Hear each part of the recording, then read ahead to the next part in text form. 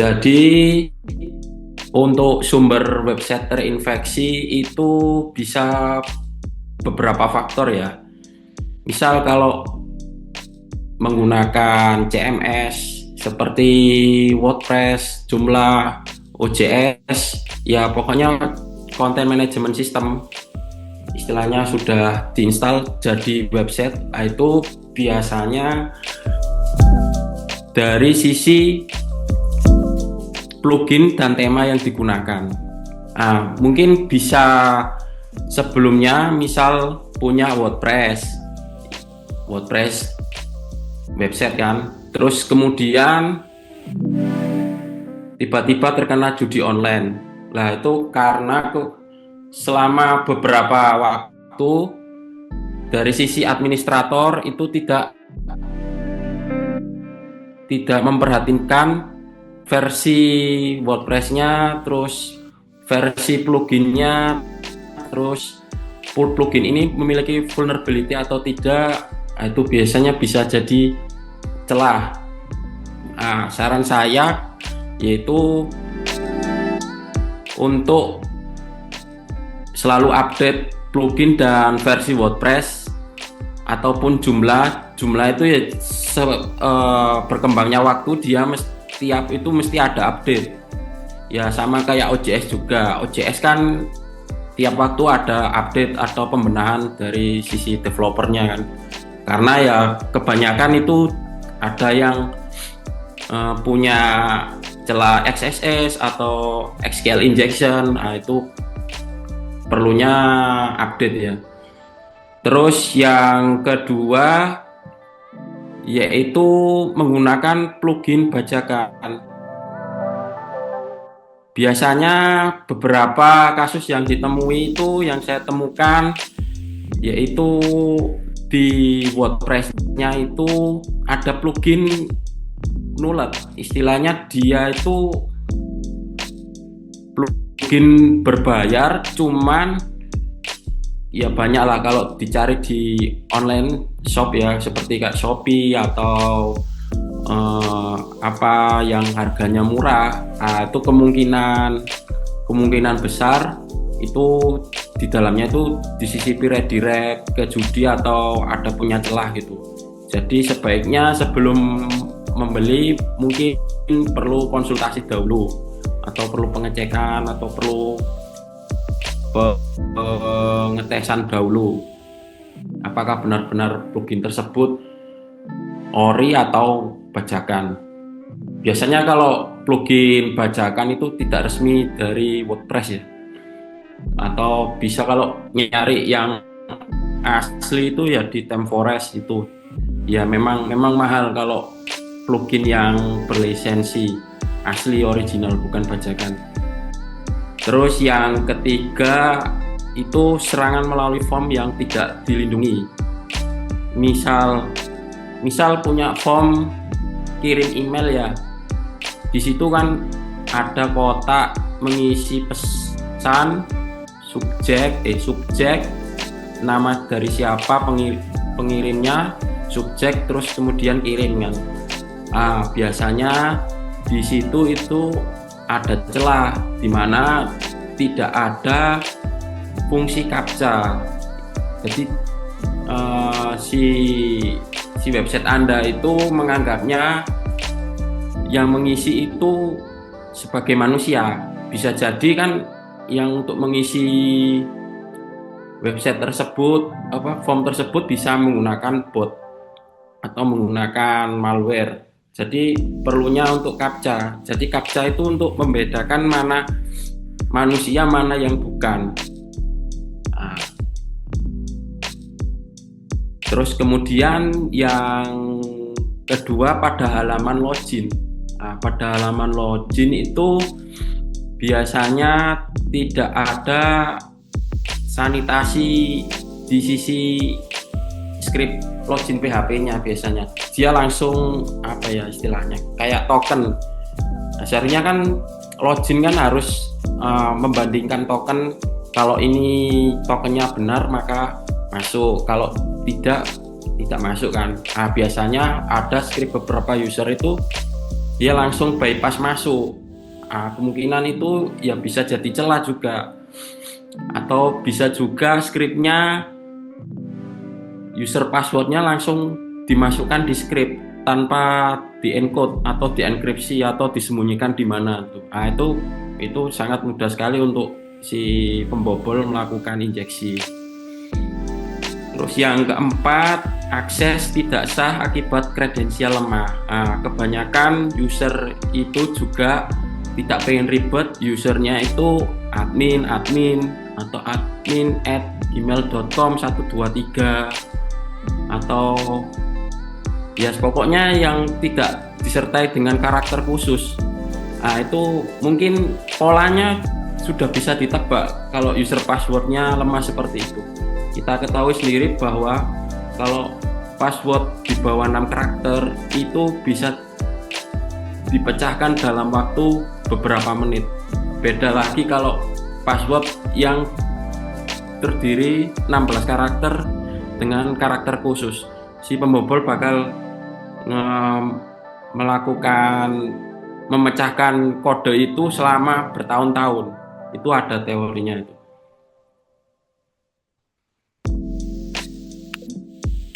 Terus slide selanjutnya, ini proses si hacker melakukan atau si pembobol melakukan injeksi ya. Di sini di tengah ini sebagai cyber kriminal atau botmaster, dia mengirim bot zombie atau istilahnya bot palsu. Biasanya bot palsu ini dia user agennya itu ya macam-macam yang digunakan. Kalau biasanya Google kan crawl Google kan resmi itu biasanya. Kalau bot zombie ini user agen untuk request ke server ini macamnya bermacam-macam. Dari sini kita ketahui dia melakukan command dan control server. Ini setelah pembobol ini melakukan pencarian titik lemah dari website Anda, misal dari halaman login, kalau statusnya 200 OK atau SQL injection statusnya 200 OK, maka dia bisa melanjutkan untuk pembobolannya. Di sini nanti dia malware distribusinya berupa spam email, bisa ini infeksi website ini sel PHP, misalnya ada fungsi eval decode ke base 64 encode, itu kemungkinan besar itu malware atau shell. Terus ini sosial media yang tidak jelas biasanya mengarah ke konten judi atau ke halaman phishing lainnya.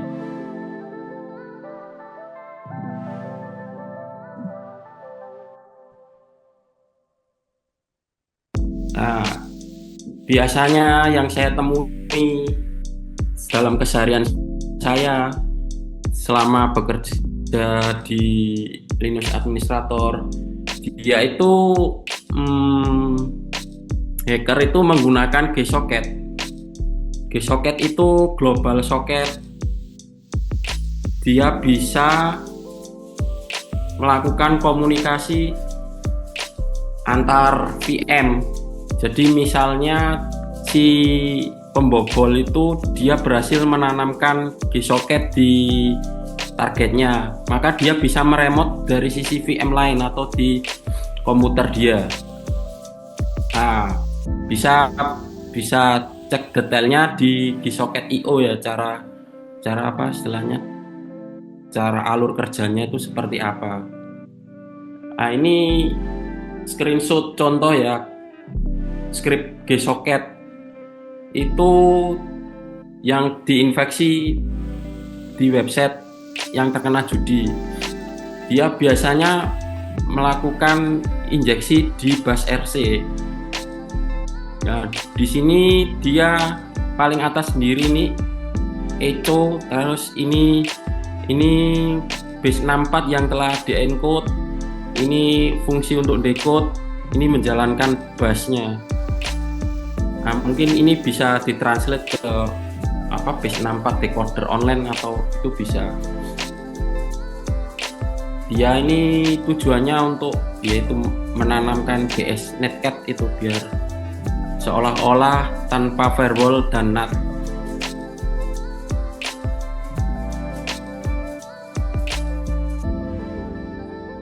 Nah, dia sebelumnya dia melakukan ini di bus history atau di terminal sebuah user ya. Dia melakukan bus C curl FSSL ke URL ini atau ke gsocket.io. Ini biasanya tujuannya ini dia mendownload konten gsocket.io yang akan dipasang di targetnya. Nah, nanti kalau sudah terpasang biasanya dia bisa remote, tinggal dia autentikasi private key-nya untuk SSH-nya. Yang kedua yaitu dia menyisipkan tiny file manager.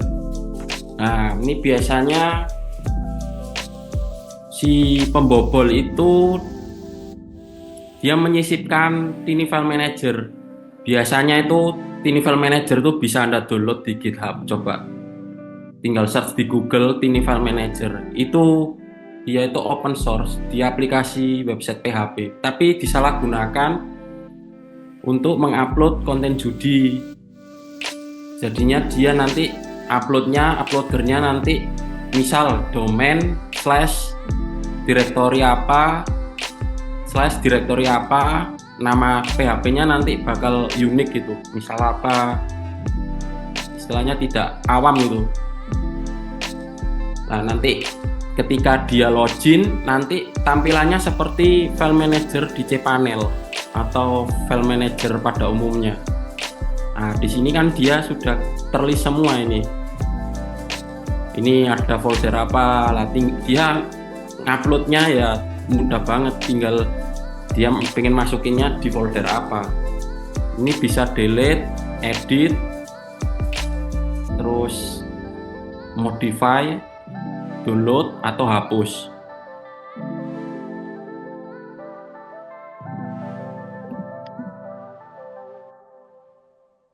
Nah, ini cuplikan tiny file manager yang ada di GitHub ya. Biasanya digunakan untuk yang saya sering temui ya di website yang sering kena inject itu. Dia itu ya ini ya, tiny file manager, dia itu sudah ada default loginnya, yaitu admin, ini usernya, ini passwordnya. Jadi ketika akses domain / nama PHP-nya yang tadi dia buat, terus masukin user password ini, dia sudah masuk ke file manager servernya dia atau cPanelnya dia. Nah, untuk mendeteksi ini ya kita harus sering-sering cek rutin apakah di website saya ini ada script ini atau enggak. Nah, kalau ada script ini ya sebaiknya dihapus atau gimana, diblok atau gimana untuk mengantisipasinya. Terus yang ketiga ini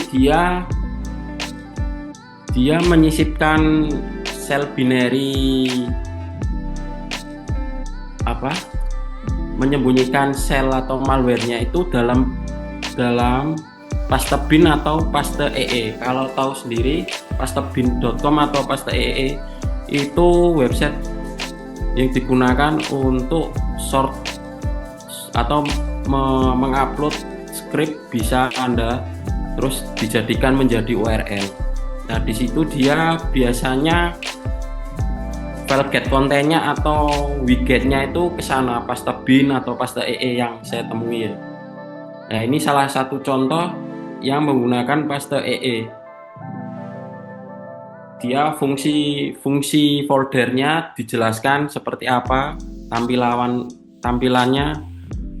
Nah, ini di sini dia seperti membuat file Tiny File Manager ya, cuma versinya dia saja. Nah, ini contoh user yang terkena sebelumnya. Dia di WP Include IXR Raga 46546 TOL PHP. Nah, kan ini kan istilahnya ini nama websitenya saja sudah aneh kan. Nah, ini kemungkinan besar bisa jadi berisi shell. Nah, sebaiknya Anda hapus atau melakukan perlindungan pada folder WP Include untuk permisinya agar tidak bisa edit atau melakukan editing bisa melalui HT Access.